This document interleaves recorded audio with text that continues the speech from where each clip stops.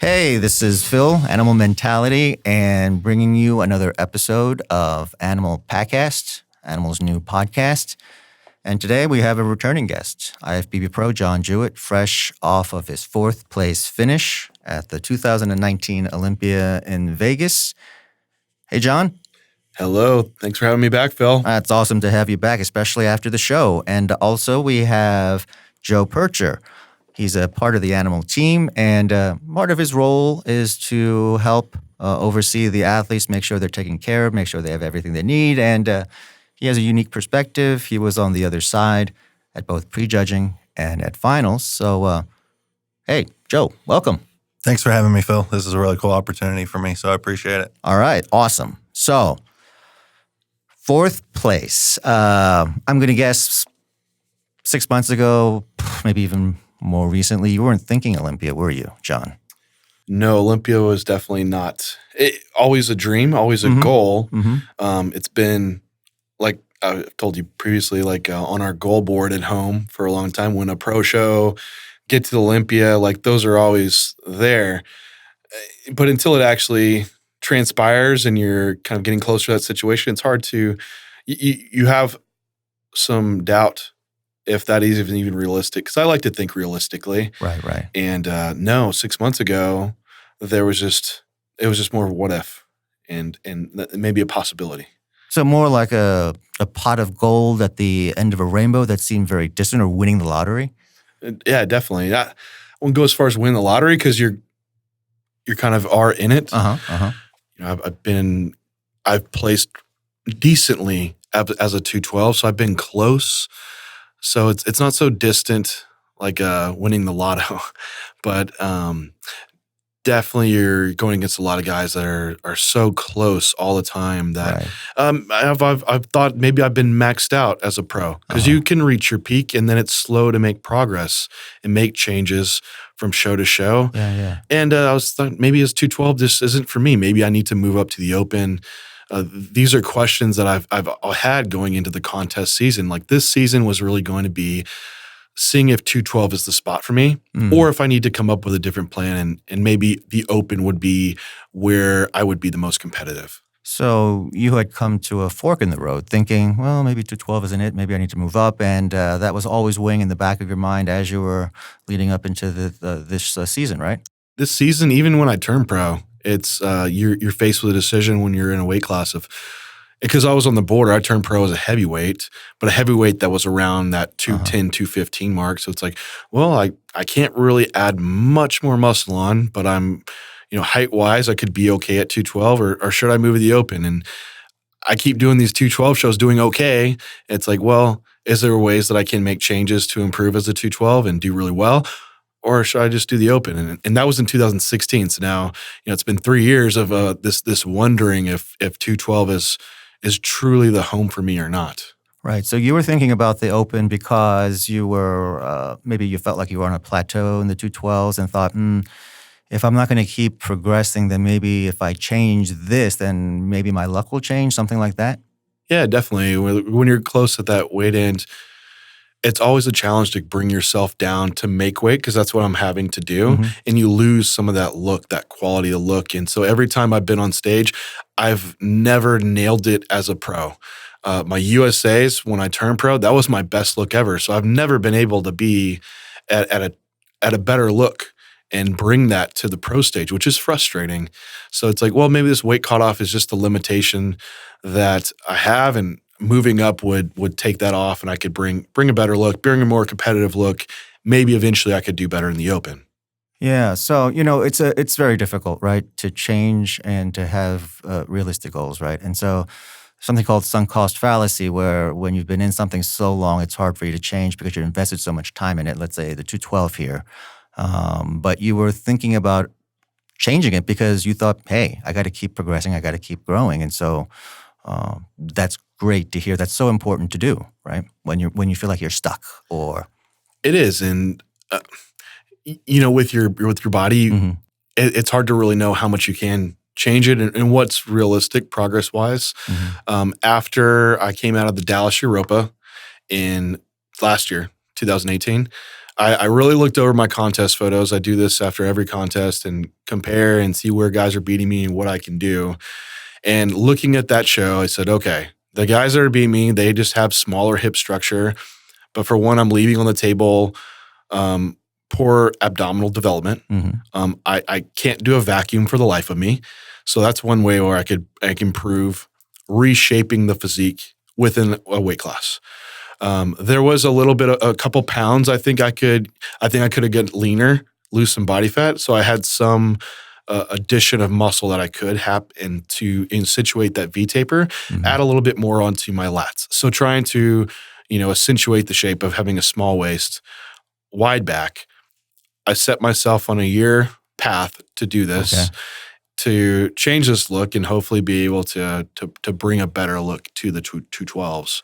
Now, when you were doing this over the course of a year, were you thinking, well, this is a different kind of investment, right? It's a different look. And I assume that you were looking to make some pretty dramatic changes. Were you thinking that these changes, tighter waist, being wider, that it might even set you up for the open? Or no, you were all in for the 212? At that point, I was still committed to doing a 212 show. Okay.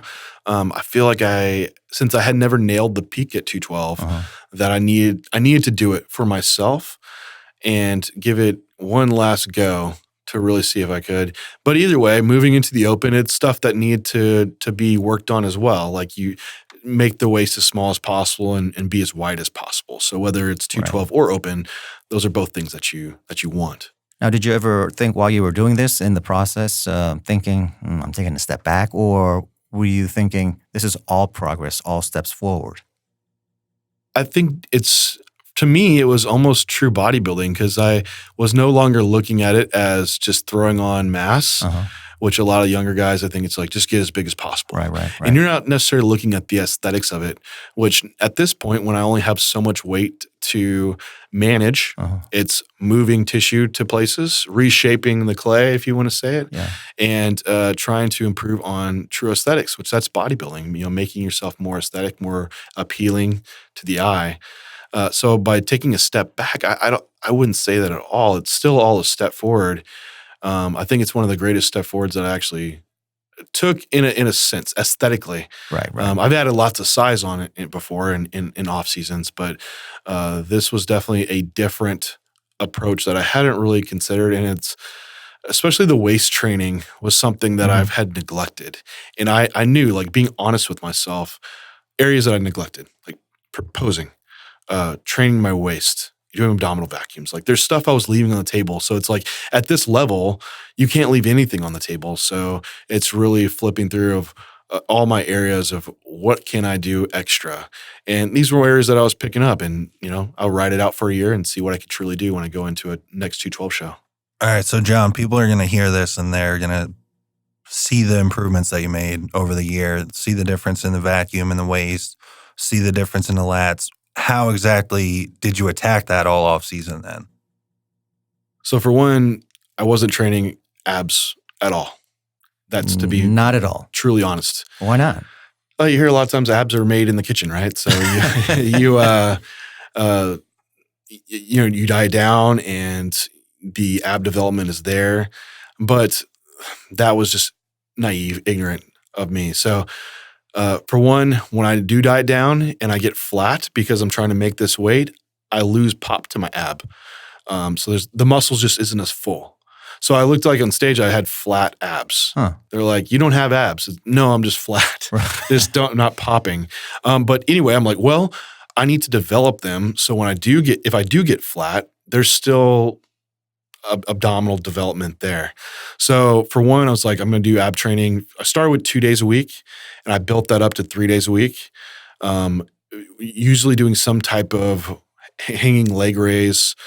I would vary higher rep ranges and then doing other days lower rep ranges with weight. And would you say all this was very dramatically different than what you had done before, which I guess you hadn't been doing anything? I hadn't been doing anything. Yeah. Like the random throw-in. It wasn't this consistent programmed part of my training. And then from there, I would do some type of, if you want to say, upper abdominal ab work, which usually consisted of like a weighted rope crunch, something that I could connect well with. Okay. So I had these two movements that I would always use, varying rep ranges. Started at 2 days a week, built it up to 3 days a week. The hugest thing, the most important thing that I did was every single morning I did abdominal vacuums. I could never do a vacuum ever in my life. I had friends even young that could, suck their abdominal up into their rib cage. Looks like their stomach's, touching their spine. Yeah. And I would just practice that. I would lay on the floor and just suck in. Where did you get this idea to do this? Seeing some of the classic physiques, Yeah, and then sure. there's some other bodybuilders that could do it. There was a book when I worked at GNC that was there, and it was all abdominal training. And in this book, it's like the most dramatic thing you can do to change your waistline is abdominal vacuums. I remember reading that in that book, and that just I didn't like doing it, so I just stopped doing it. Yeah, I mean, if you can hit it, it's pretty striking. Yeah, it is, and there's very few 212s that are doing it. It's like, well, wow, if I can do that, that could really set me apart. So that was part of my daily ab routine. Every single morning, fasted, I would do abdominal vacuums. I would hold it as long as I could, blow all my air out, suck in hard, and then take like a 30-second break. And I would do 10 sets of that. And then I built that up to where I was doing like 15 sets every morning. And one day it just clicked, and I blew out my air, and I could pull up my abdominal into the diaphragm. And I was like, oh my gosh, I did it. It's like I felt this connection of how it should feel rather than just kind of like pulling in. And then I kept nailing that and just kept improving and improving. And then by the time I was dieting down and bringing my waist down and body fat was dropping off, like my waist looked significantly different. And it was like a flash of lightning or a light bulb going off in your head when you got that moment, that realization? When I hit the abdominal vacuum for the first time in the off season and truly hit it, that was the light bulb. And it's like, wow, okay, I need to keep doing this because it already looks a lot better. I was measuring my waist all off season to keep track to not let it get so like distended out because we're pushing food heavy, eating a lot. That's one thing I didn't want to happen is to walk around with this abdominal gut hanging out all day long. So I try to be very, very mindful of my waist. I didn't use a waist trainer. That wasn't something that changed my waist. I used, because people ask me these questions, a weight belt. I would only use it on my heaviest top sets that have higher degrees of axial loading, so like squats or deadlifts, but I wouldn't wear it all training. So that's how I implement it, at least for the Yeah, and look, John, I know you are a tactician and incredibly knowledgeable when it comes to training, and so you put this program together to tighten your waist. For anyone out there, how would they go about coming to a plan of attack that would make sense if they don't have your knowledge base? Is it trial and error? Is it, hey, just see what works, and if it works, you keep going and then add something else? Or what would you do? Well, I mean, at least with any muscle group, it's a muscle is going to respond almost the same across the board. So if you've been training chest or biceps, like you can train abdominals the same way. You're still going to want to use, to develop the abs, still progressive overload, trying to add weights or reps or progress in some way, the amount of sets you're doing over time. So I would say start with one exercise if you haven't been doing any type of abdominal training, an exercise where you're able to load in some way. So if it's strictly like a crunch, that you probably won't be able to load unless you're holding plates, but there's lots of abdominal machines that someone could start on. I think starting with 3 sets twice a week would be a good starting point for someone. Right. Yeah, in my experience, what I found is that a lot of guys, whatever level of bodybuilding they're doing, they'll come to a guy like you or a pro and say, what are you doing? What did you do? Tell me exactly, and I'll do exactly the same thing. And I know it doesn't work like that. That's why when you were saying, guys were coming up to me saying, what did I do? That's why I was like, well, what worked for John may not work for you, right? And how do you put something together? Yeah, I'll have people that come up to me like, what do you do for your biceps? What do you do for your quads? It's like, I've always had biceps and quads, even in like middle school, So it's like, and I'm honest, I'm like, well, I'm probably not the person to ask for that because they've always been strong body parts. Now you ask me about shoulders, you ask me about your waist. Well, these are weak body parts. I know what I have to do so differently to bring those up, that might work for you because it was a struggle area for me. John, that was going to be the next thing that I asked. So the vacuum, we went into that. That was really only, I think, half of the big change that you made to your physique. Obviously, was getting the vacuum and the waist down, but then also the width that you brought and developed. It was very apparent to me at prejudging and then again at finals when I think you were a little bit fuller. The lats, like you talked about, were much better, but also your side delts brought a much wider look this year, I think, than last year. So if you could just talk about what you did to attack that. So at least with back training, when I came out of Dallas, it's like I knew I had to pick movements for one that I could have a great connection with. Because before I would use progressive overload and I would load weights and just make sure I got stronger on back movements, which some people just have a natural, great connection with strong body parts and they just grow. And that's not the case for you? That wasn't the case for my back. And it hadn't been. So I'm like, well, this is what I've been doing. I'm really strong in rowing movements or pull downs, but the back development isn't there. So what am I really doing? And I was missing the connection of truly using the muscles I'm intending to. So I had to slow it down. I think that was a big piece of it. It's that if I can slow down a row, pause a row when I pull all the way back, I know the back's doing it. I'm not using momentum or my spinal erectors to move it or my lower or my lower body. So I slowed down all my back movements to where I could feel each one. If I couldn't feel it on a movement, I'd find a different movement where I could feel it. And then that constructed the basis of my exercise selection. So, John, I got to stop you here for a moment. What you're telling me is that you shouldn't worry about loading too many plates on when you're working your back, and instead focus, mind-muscle connection, make sure you're feeling the activation, even if that means lower weights. Is that what you're saying? That is exactly what I'm saying. Which it's a balance. So you have guys that are so form focused that they don't progress in weight, or they're not using loading and effort hard enough to progress. And that's not what I'm saying either. Then you have the other extreme where it's like just sloppy form, throwing as much weight on as possible. Maybe you get some tension in the muscle at some point. The truth is always kind of in the middle. So you want great form, execute that to the highest degree of effort that you can. And then once you have those nailed down, then progress in weight, reps, etc., but with no sacrifice to the intent that you're using and form you're using. Now that's interesting. I got to admit, I've been lifting for a long time, ever since I was in middle school. And I always thought form, perfect execution was the important thing, but you're saying that's not enough. No, because you could have perfect form, and if you never add weight and never add reps, you only have increased adaptation so far. And so every time you go in the gym, you need a further stimulus to produce a hypertrophy response. So if you're not further challenging yourself every single time you're going in, you're just not going to progress. So it's about feeling that muscle specifically that you want to work. Yeah, you have to feel that muscle specifically that you want to work. And then over time, being able to introduce a new type of stimulus to continue that adaptation to occur. So you pretty much changed up your back routine. Would that be a fair assessment? Yeah, fair. Yeah.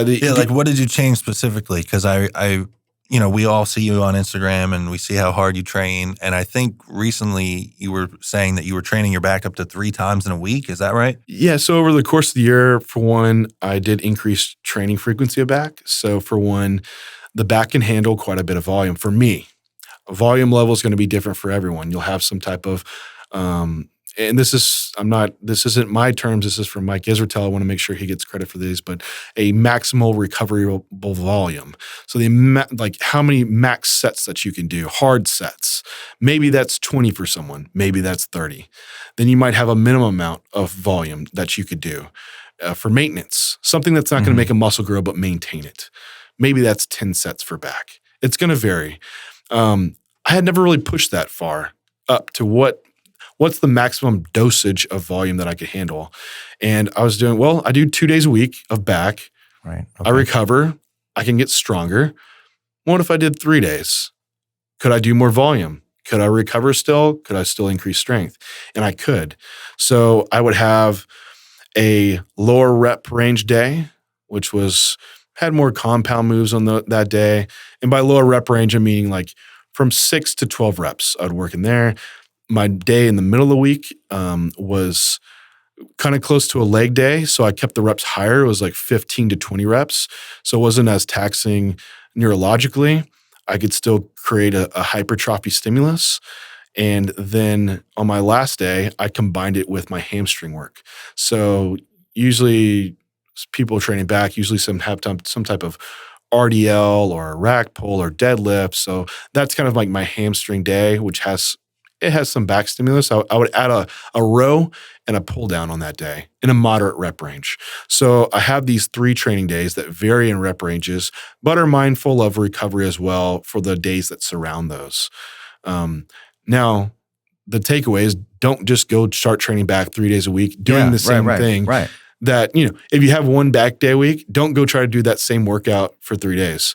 Because what I did was I took the volume I was using and divided it over 2 days. Then I divided that over 3 days. Then I started increasing the amount of sets I was doing and progressing in that way. That's progressive overload. You're increasing volume over time. And that's how I structured it. And then like we talked before, using the movements that I connect well with. And if I didn't connect well with it, I would find one that I did. See, what I'm hearing again and again about what you trained training-wise for your waist or for your back is experimenting with something new, adding something, changing something, expanding something until you see if it would work. And was it trial and error, or you had a pretty good idea that you were going to respond in a certain way, or sometimes it didn't, and so you had to change gears, or what was that like?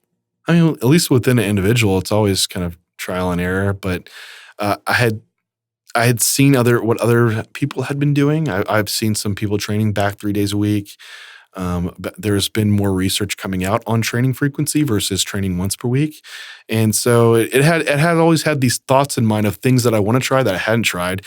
What I had been doing wasn't working significantly. So I knew I had to do something different. That was different and I hadn't tried it. So, I invest in something and I had a year to do it, which is a good amount of time to really see if it changes. And you need some tool to monitor that change as well. Otherwise, how do you really know if you're changing the physique or not? So using measurements, using pictures, using a body fat caliper, using some type of objective measure to see if I'm really improving or not. The true testament to that it worked was looking at my past stage shots and my current stage shots. It's just clear as day.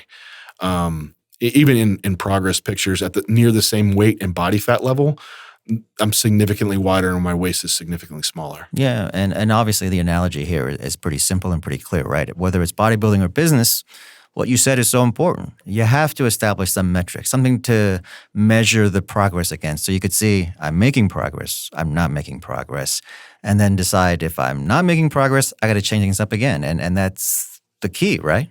It is the key. And even session to session, there's things that people can monitor too. So if you're someone that is trying to add this volume in, when I would go into each session, I would want to assess my recovery. Because if I was doing too much, my performance in my next session would be decreasing. So I'd go into a session, say, am I sore from the previous session? No? Okay, great. I'm recovered. Is my strength increasing since the previous session? Yes? Great, I'm recovered. Is my strength dropping off? Well, then I'm not recovered.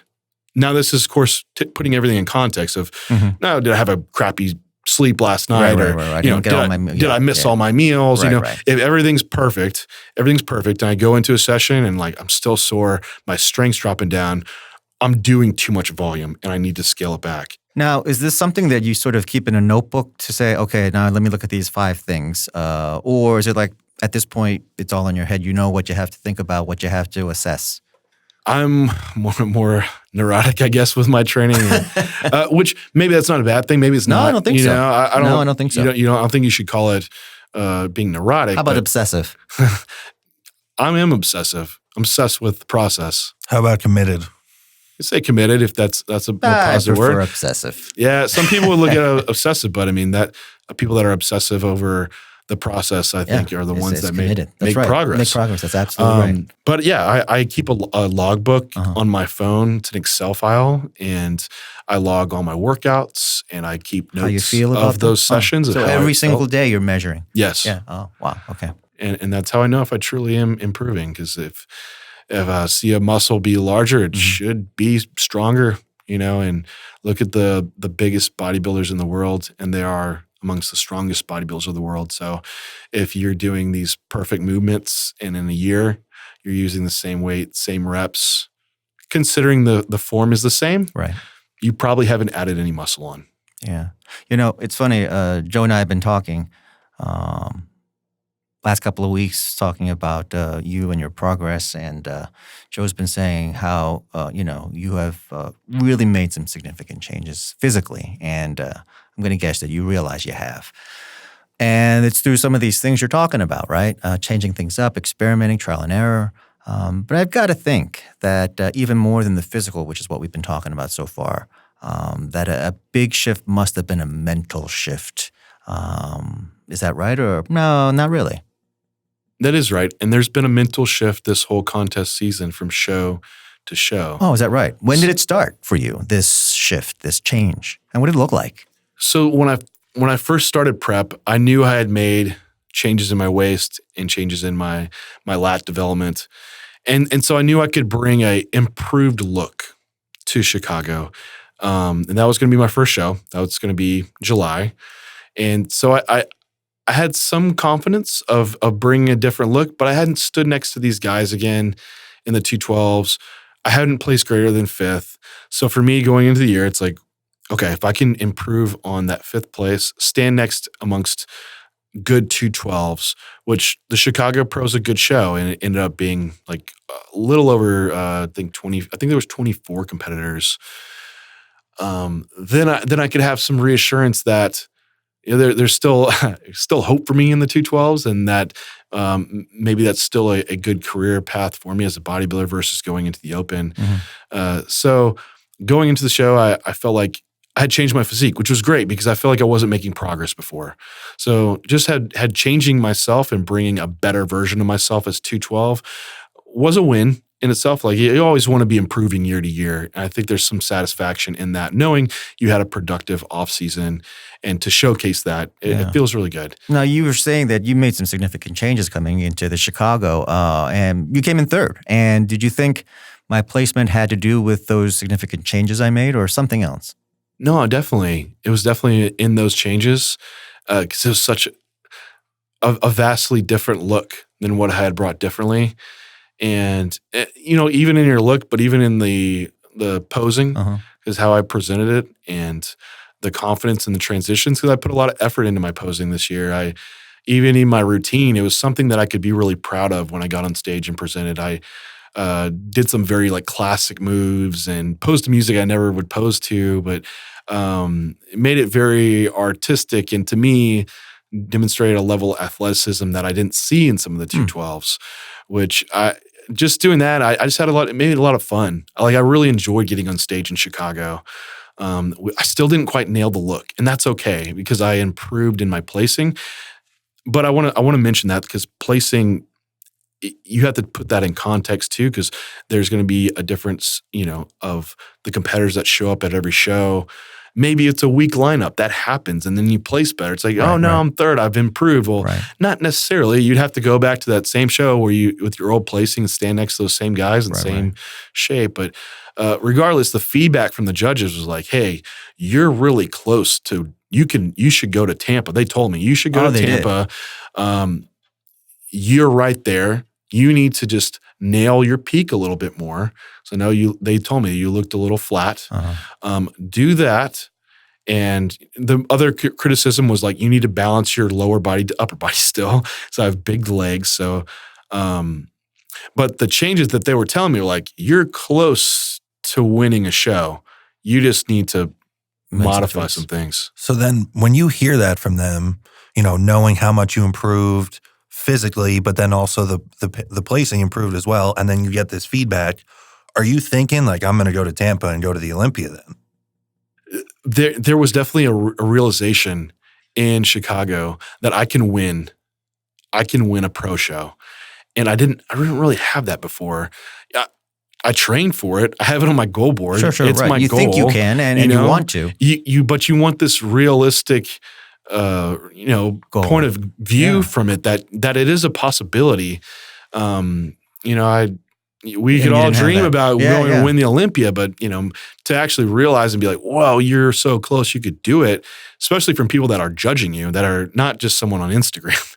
That there's a complete mental change, a different kind of fire lit, and a confirmation and the confirmation I wanted that 212 you can do very well at, and you can win and go to Olympia as a 212. And that's what I was looking for going in this contest season. Was not, should I be 212? Should I be open? I don't know if I fit here. This is like, no, you fit here. You can win. So let's go to Tampa and win. Try to win this show. So, like Joe was saying, you were riding high after Chicago, but I have a question going back a little bit, and that is, you've changed a lot about what you were doing, your training, your posing routine, and when we were talking about before, you had said it was very significant, the changes you had made. Now, having done that and entering the Chicago Pro, were you a little bit scared that, hey, I made such big changes, maybe it's all the wrong things, or you had some confidence going in? No, I had some good confidence, and especially the people that I have in my corner have been selected and have been with me for several years too. And so people that I could reliably get good criticism from. Objective feedback, yeah. That I did make the right changes that need to happen. And it was visible for me to even see it. And so there was confidence going into Chicago that I had proven enough on the physique that they weren't the wrong changes. Definitely. So now you're riding high, going to Tampa. That's it. Yeah, August. What happened?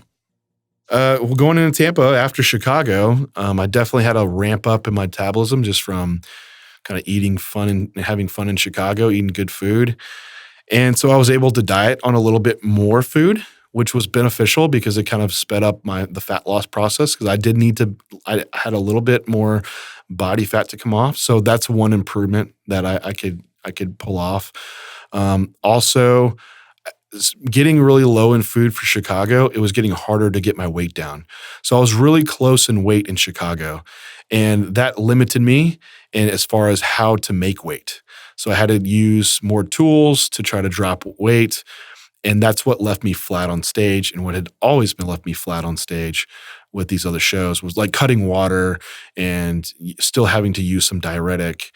So for Tampa, being able to eat a little bit more food and dropping more body fat, I got my weight down lower to where I wouldn't have to cut water, take a diuretic. I wouldn't have to change my eating.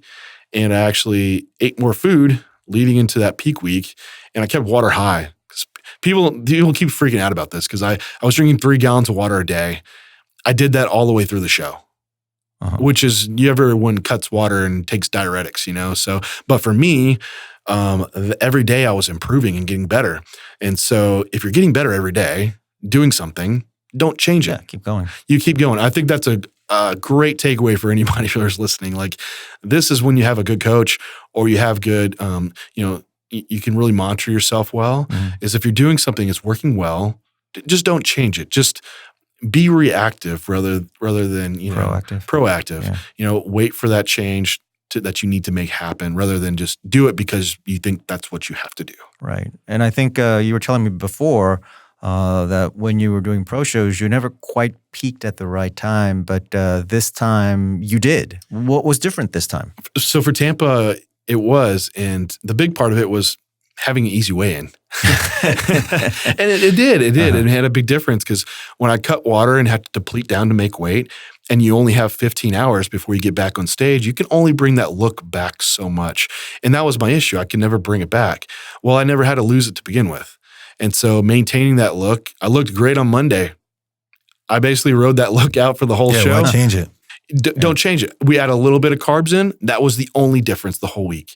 So I came in full, and that full look makes me stay very, very hard and more detailed. It makes me look leaner. So people would say, oh, John hasn't nailed conditioning since he did USAs. It wasn't that I wasn't conditioned. It's that I was flat. And that gives me this soft look when you're depleted and that muscle's not pushing against the skin, showing the detail. That's what I always brought to the 212 stage. So for Tampa, No, I had this full muscle pushing against the skin, showing all the detail. And it gave me a look that when I walked on stage, I felt like I had it. I had won the show. You felt a difference, and in your mind, you believed you were bringing something different. The confidence walking on the stage, first call out, dead center, like right away, I could feel it, like this is my show. Never moved. From prejudging on, like I had this confidence that Tampa was my show, you know? You're a humble guy, so I'm just going to say it for you. It was pretty much you and everyone else as a general consensus of that show. So it's not like you just, maybe won a weak lineup. That was one of the biggest shows all year, and you went in and won it convincingly. What does that feel like? It's got to be good for the confidence. That's what I'm thinking. No, it was great for the confidence. And, I'm standing next to guys that have beat me in the past, good bodybuilders, not just a lot of them, good bodybuilders. And being it's the last qualifier and it's a huge show, you truly earn your spot to Olympia. It wasn't just on a whim that no one showed up or went off points. No disrespect to anyone that goes off points. But I felt like I won this one, and it could be a really good shot for me at the Olympia.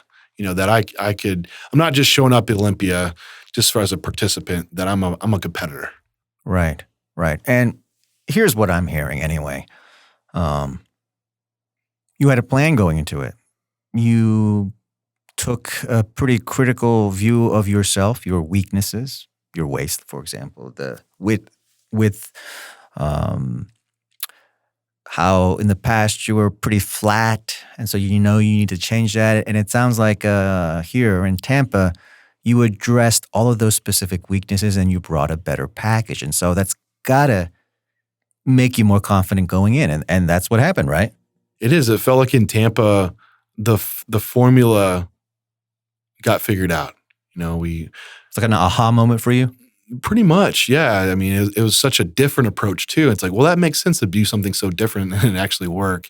And a ton of credit to Andrew Vu, my coach, because he's the one that has a keen eye for these calls that week of peak week. And I think that's what makes a good coach, because those moments are so critical and you can change so fast. And people don't understand like how fast you can change for a peak. You could look great 15 minutes before you go on stage and you could lose it off maybe stressing or whatever it may be.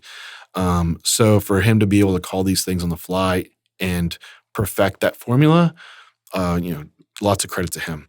So with that being said, then rolling into the Olympia, you felt like you had your formula down. You and Andrew have a good rapport.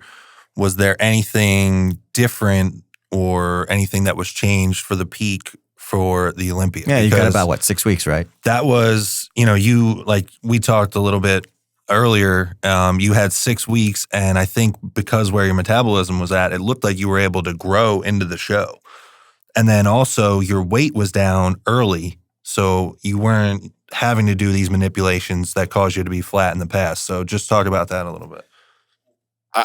For one, I want to say for winning Tampa and getting qualified at Olympia was already the win for the year for me. And so if that was the last show, you'd have been like, I had the best season I ever had. I'm done. Absolutely. Just winning a pro show is like... that was your dream come true. There's so few people that are going to win a pro show. Yeah. Sometimes it's hard to see past just that short-term goal of like, oh, wow, what's next? Olympia? Oh my gosh, I'm just ecstatic just to be on the stage. So going to Olympia, it was already a win for me. So mentally, I was ecstatic. There was no stress about it. And I had 6 weeks, but after every single show, I have this metabolism increase where I can diet on more food. And I was already very, very lean for Tampa. So it's like, well, there's not body fat to lose. It's just let's feed you and fuel you to train. And so what my refeeds were before Tampa were like 300 grams of carbs. Now I was dieting every single day on 300 grams of carbs, which is substantial. Before Chicago, I was dieting on 50 grams of carbs. So it goes from 50 grams, then 150 grams into Tampa, now 300 grams into Olympia. Like I'm eating more and more after every show. That's pretty dramatic, yeah. And so for the Olympia, I had all these things removed that normally happen on prep, that you have poor sleep develop, low energy levels, training performance decreases. All this was reversing. It's like I was starting to have the best pumps and training in my life. I was getting 7 hours of sleep a night. It just felt like a very productive off season. So why didn't you do this before, or you just didn't know how to put it all together and it just worked this time, or how did you get to where you were then? Every prep was so different, and usually I have to push hard to get down, for one. But then once you're down and you can have some type of diet break and increase food, usually you can go back to dieting on more food. I had a similar response the previous year going from New York to Dallas. I did the same thing. This was just more drawn out. And I saw that same response could happen. So it's not that I hadn't thought to do it before. It's just the way it fell this year, doing 3 shows in a row. So increasing food like that, I was able to grow into Olympia. Like my body weight increased, and an advantage for me going to Olympia was that for my qualifying shows, Chicago, Tampa, the weigh-in is at 4 p.m. in the afternoon. So it's not like I can wake up at 2:12 and be good. I have to be 2:12 at 4 p.m. in the afternoon, which normally I gain 5 to 6 pounds throughout the day. Olympia, our weigh-in is first thing in the morning. So now I'm like, okay, well, I have room here, and we have about 27 hours before we step on stage. So we even have an even longer period of time to fill out. So these are all advantages to me when I got you. when we're preparing for this next 6 weeks. Like we can bring body weight higher and feed you and allow you to grow. I did. So some things fell into place. Yeah, too. it did. Yeah. It did. It's a very the weigh-ins for Olympia are a much advantage for the top end guys. And especially with you being big for the class to begin with, they're going to give you 27 or 28 hours to fill out, which was kind of always on a pro stage your downfall. You weren't able to come all the way back after pulling it down really hard to make the weight. So you had all this time. You had such a great year leading into it. It kind of it seemed like it all kind of just rolled together for you. No, it turned into this almost a perfect prep, which is A perfect storm, yeah. Yeah, it like all the variables are where they need to be, and that's rare to happen. Well, if it's rare to happen, aren't you worried about the future? Will it happen again? Will it all come together again, or do you control most of that? There's some control to it, but there's also some question to it. Like, for instance, I won't be doing 3 shows next year. So will I have these metabolic ramp-ups? And again, or do I imitate those in a sense? Like do a longer prep? And, I have answers to some of those. Some are unknowns because you just have to be in it and respond accordingly. So, yeah, there's potential, but I also – it's going to be a different physique as well, because there's areas where I can improve on too, and every prep is a little bit different. You can take away some things from one, but there's always something that you have to manipulate as well. So I just personally have a question for you also, because you talked about a moment when you came out in Tampa where you felt like you just had it, like you were pretty clear that this was going to be your show. So you qualify for your first Olympia. It's a huge stage, like physically it's a massive stage. So you come out at prejudging Friday morning. What did you feel? Like, what does that feel like? Well, the thing about the prejudging at the Olympia is that it's in an expo. And so I've done so many shows and expos that it didn't feel quite like the Olympia. Like, don't get me wrong, like all the Olympians, these guys that I look up to, Heidi Tada, Yamagishi, and Edward Correa, like these guys have been doing it for like 10 years, multiple Olympia. Like I'm amongst Olympians. David Henry as well. David Henry, yes. Guys that have been in it for a long time, guys that have been in top 5. They're all there. But it's in this expo, so it doesn't seem quite as grand Olympia stage that I've been at. Did that make you more relaxed, less relaxed? A little bit. It wasn't like walking out to, well, I guess we'll get to finals. It wasn't like walking out onto that stage. But I had no nerves. There was just an excitement, a happiness to be there, and just fun. And I felt confident. Like I knew I was better. I knew I was better than Tampa, and that gave me great confidence going in. And did you think, if I ever make it to the Olympia, that this is how you would feel about it, the way you just described it, or no, it surprised you? I thought I would be nervous Uh-huh. and put a lot more pressure on myself to perform. But by this stage, I was had just so much confidence. I had so much confidence. And then also just the fact that being at the Olympia was already the win. I didn't have really an expectation for myself. I had set some goals that I would love to hit, but also it's not a goal that's going to weigh on me so heavily that don't hit it, yeah. it devastates me, because I know this has always been a step in the journey. This isn't an end point. So however I do is however I do, and I move forward from there. Now, let me ask you. So, it's the best look of your life. You come out Friday morning for prejudging at the Olympia. They call out all the guys for the first call out, and they don't call John Jewett. How does that feel? Right. It's got to be a change from Tampa, where you were in the first call out, right? It is a change, and it was something that I had prepared for mentally, because for one, I've been in shows where I'm not the first call out, and I change my stage presence based on that, and I think you could see it too. Usually I'm the guy that's smiling out on stage and having a good time. Well, I've been in call outs where I'm the second call out, and I'm like grumpy John. You deflate. It sucks. Yeah, it kind of deflates you. And you drop some confidence off. I think that and that'll show up in your presentation. But I've also learned in these pro shows that being in the first call out does not mean that you're not in the top 5, because we keep judging from prejudging into finals. And even then, I knew leading up to the show, all the media was talking about past Olympians, guys that were top 5 last year, and rightfully so. These are guys that have been, what you're bringing. They know how they compare amongst themselves. And you have these new guys coming in. Well, we've never seen them stand next to Olympians. I think it's, rightful that you call out the Olympians and you compare them and they see them first. And so it didn't have a weight on me. Yeah, I get it. It's about respect, yeah. And then, they pulled out 3 guys, which those are probably your top 3 guys. The other 3 guys were left. So those are still your first call outs. And then I'm called out. So I am in the second call out, but that doesn't mean that I'm not still within the 4th to 9th place mark, potentially. So at that moment in time, what's going through your head? Where are you thinking you might fall, or you weren't thinking like that at all? I wasn't thinking like that. I'm thinking this is my time, turn it on and bring it as hard as you can, because I can move up and I can fight my way up.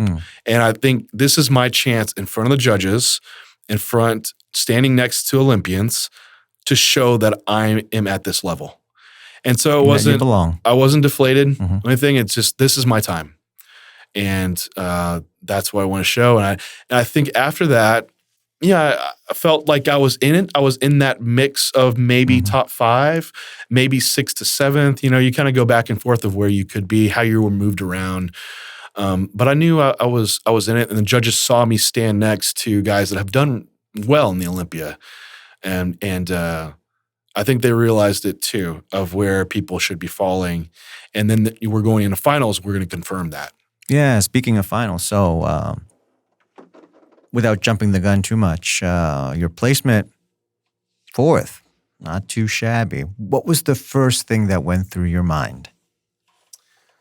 Holy shit, I'm 4th. Or I could have worked a little harder. Not that I could have worked harder. It was a moment that just, it's so much emotion hitting you of joy and happiness, and you feel years of sacrifice and the effort that you've put forth kind of all hitting you at once. And it just feels like you're lifted off the ground in a sense. Oh. And I really can't put it into words. It's the greatest satisfaction a competitor can have, being rewarded for all your efforts. And it was a joyous moment. That's all right. Well, I'm going to ask you a hard question now. Sure. Because I like to ask hard questions. You could only keep one. 4th place Olympia, first place Tampa. Which one was the one you'd keep? 4th place Olympia. Oh, is that right? Easily. Okay. Oh. Yeah. But if you don't win Tampa, you don't get there. That's right. Yeah. One has to come first, right? Yeah. So I guess if you say which one's more satisfying, you know, the Olympia, absolutely, because you're truly standing amongst the best in the world, and you're crowned fourth best in the world, versus winning a pro show. Definitely Olympia is more gratifying. Now I have to ask you about this too, because you were talking, earlier about how you knew, beginning to end that they judged the pro shows, prejudging and finals. So even after you weren't in that first call out, you kind of kept grinding, kept your composure. Was it even more satisfying then that you were fourth and when they called out 6 originally and they missed you? Like, is it even more satisfying that you felt like you kind of worked your way up into that top 4? It definitely was. And because it almost drops your expectation down in a sense, because it's like, well, I might be 7th. I could be less. Yeah. I'd be nervous if I were you at that point. It's like, well, and then I'm thinking like, well, hell, if I'm top 10 Olympia, that's damn good for my first Olympia. Because look at Sean Clarita, his first Olympia, he was 16th. He was last. Dead last, yeah. He got third. He just got third. So I feel like I could only move up from there. I could improve and keep moving up. So they call out 5th, and it's not your name. Are you thinking at this point, maybe I was 7th or 8th? Especially with it being Ashkenani, who is no slouch. That when they called him 5th and I knew that you had beat him, it was kind of a surreal moment, even as a fan watching you, because that's a big time guy to take out. Joe, you were thinking, oh, he's top 5 at that moment? When I saw that he's top 5, I'm like, this is fantastic. And then when it's not, immediate, he's 5th, I'm like, this is the real deal. For some context, Ashkenani is a guy who is a perennial top 212 Olympian, former 212 Arnold champ. So that was a big time placement to get. No, it definitely was. And when I was backstage before coming out, they were like, we're only going to do the confirmation for top 5, right? These were expediters talking amongst themselves. And they said, no. The judges want to do top 6. And so in my mind, I'm like, well, why? Maybe that might be me getting pulled back in. And so I had this burst of like, oh, this could be That's it. Cool. I don't know. Yeah. I don't know. Why would they do that? Yeah. And so this was right before my individual routine, which I had never seen the Olympia stage before. I've never been to the show. I've only seen it on TV. And it was remarkable to walk out onto that stage because it is large, and you don't realize how far away the middle of the stage is to walk. It looks like you guys take 30 steps before you get to the square. It's it incredible. Feels much larger than that too. The audience looks kind of blacked out, and the stage seems bright white. I don't know. It always reminded me of that movie Bloodsport with Van Damme. He like fights on this bright white stage. It's like this daunting stage to go on to going into battle, But at that point, I could say, "Wow, this is the grand stage." How prestigious it felt to walk out on that stage, and it wasn't intimidating at all. No, it was. It felt just gratifying in a way, and that. Like almost set me back. Like, you made it. You made it here. You still couldn't believe it there? Honestly, it almost makes me emotional just thinking about it. That's great. Just because of how hard that grind is to get there, and the kind of relief it felt to be there. It was just magnificent. So, and then we go through our individuals and we do the call outs, and I'm in that confirmation call out. Wow. And I get moved around to possibly that 4th place spot. Ashkenani is to my left on the outside. I'm thinking, well, they're moving me in, this is potential. And when I was standing in line, they're doing awards, and when they called Ashkenani for 5th, I just knew that I was going to be up above that. Oh, you knew that. Because they were the other bodybuilders there, the top 10. It could have been Edward Correa or one of these other guys, and but then I just felt the confidence that I'm going to be in this top 5, awarding, and that was it, 4th place, and it just took took me away. I mean, even though knowing it, you got to hear your name. Yeah. And even when you hear your name, like, wow, Can't believe it, they just announced fourth of John Jewett at the Olympia, you know? Felt amazing. I'm sure it was like a dream come true. Absolutely. Yeah. And, for everyone else in the world who will never have a chance to stand on the stage, and maybe for everyone, they have a different idea of what that stage will be for them. What would you tell all those people out there who are listening? You've got a stage. Here's how you're going to step onto it. What did you do? What could you teach them? There's moments in the process that you will suffer through, and there's lots of sacrifices you'll make, times that you'll question yourself, and stay steady through it. Because when you do walk on that stage, those sacrifices, those challenges, they were meant to happen, and it makes that stage that you walk on that much more gratifying. And without those struggles, it wouldn't be as high of a joy or satisfaction once you do get there. So hold steady and fight through the struggle, and that end goal will be worth it. Yeah. I mean, from what you've said and from what you've told me, you had a battle plan, right? You've had the dream, which is the Olympia, right? And everyone has a dream. And if it's too far reaching, it's too daunting, maybe you'll never get there. Maybe it won't be realistic. But you have that dream, and then critical self-analysis. What haven't I done? I have to be willing to change, maybe change dramatically, assess in a very objective and critical way, and then attack that and bring up those weaknesses and experiment. And don't be afraid to experiment, and then keep going and see what happens. And like you said, if it keeps going and it's positive, then just keep going on that track and persevere. No, I think that definitely sums it up, and it's well said. And there was a quote that I just saw the other day it was by Lady Gaga.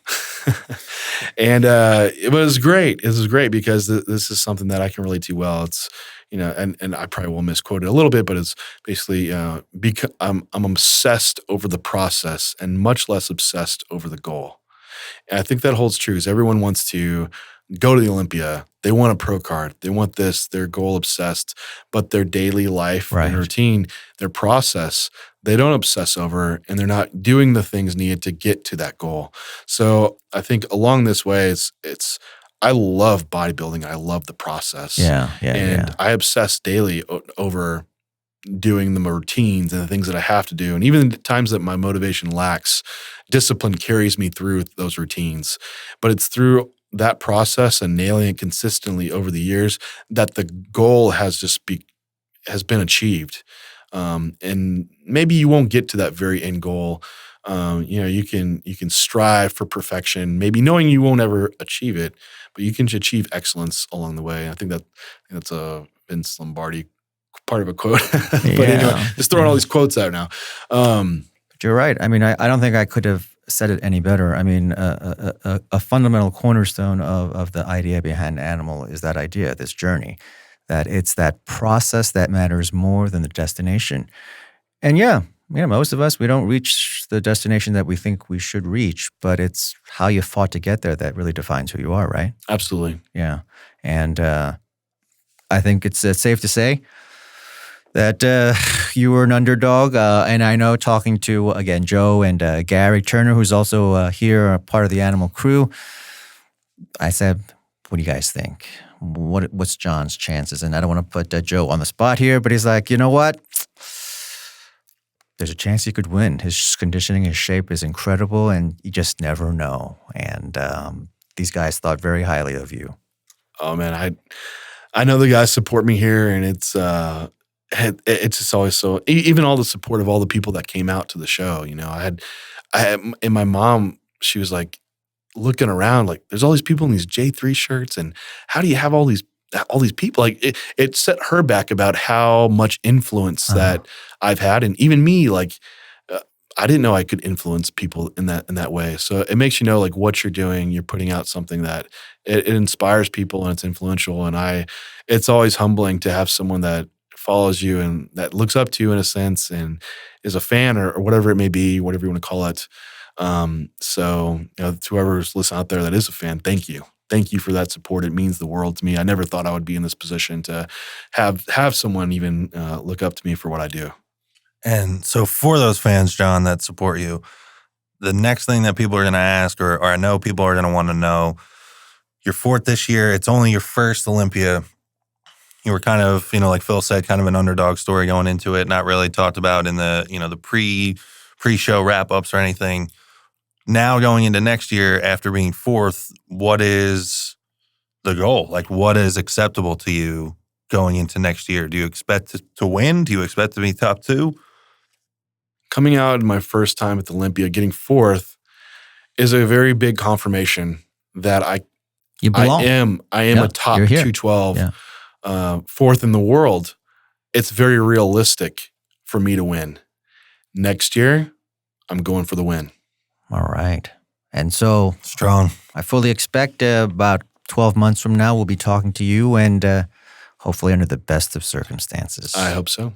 John, thanks so much for taking the time out. I know you came out after the Olympia to come talk to us and really appreciate it. And deepest congratulations. You did an incredible job. Yeah, amazing. Congrats, John. Thanks. Thank you both so much, and always great talking to you again. So look forward to next time. All right. And today we had Joe Percher, special guest, and of course, John Jewett came in fourth at the Olympia. And this is Phil with Animal Mentality signing off on this episode of the Animal Podcast. Thanks a lot. See you, everyone.